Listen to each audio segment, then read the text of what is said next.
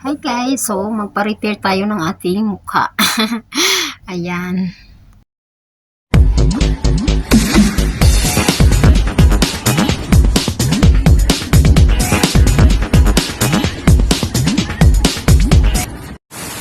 Hello, magandang araw sa inyong lahat, sa ating lahat. Welcome to my YouTube channel. So ayan, so sisimulan na natin at medyo kabado ako kasi nasa mukha yung ano ko yung lunal. So try ko na ipatanggal kasi sagabal sa mukha ko eh. Laging nasasagi sa ano ko, sa daliri ko, at saka minsan dumudugo na, saka lumalaki siya pag laging ano, nasasagi. So naisipan kong ipatanggal na rin. So actually nagpatanggal na ako dati dito sa may dibdib ko. Okay naman siya, pero dito sa ano mukha ko, medyo ano pa, kinakabahan ako kasi magkaiba kasi yung mukha at saka sa dito sa dibdib ko eh. Mukha kasi natin is very sensitive, kaya medyo kinakabahan ako dito. Ayan, so sundan niyo lang ako sa aking aking video at maraming salamat sa inyong panonood. At syempre, don't forget to like, share, and subscribe to my channel and hit the notification bell. Click all para updated kayo sa aking mga videos. Ayan. So, simulan na. Give it to me like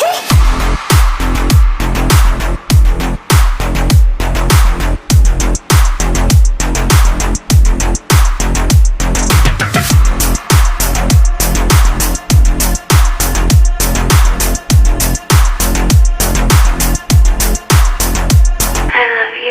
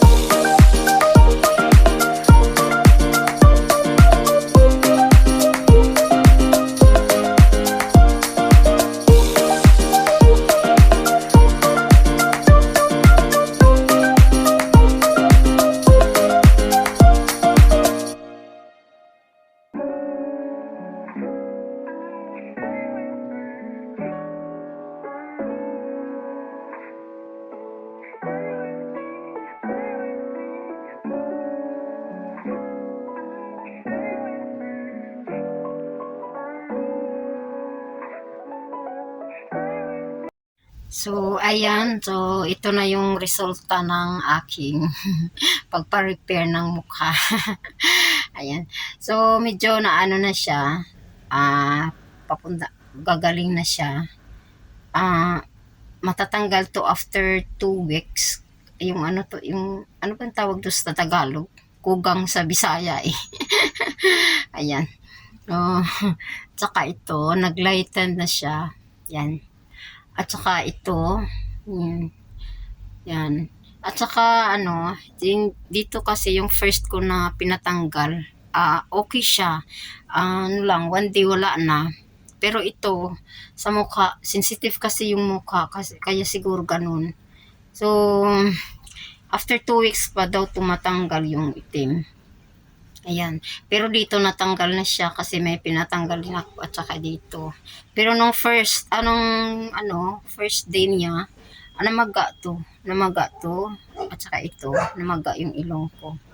Yan. Pero nawala lang naman pag kinabukasan. Ayan. So, magandang salamat. Maraming salamat sa inyong panonood ng aking videos.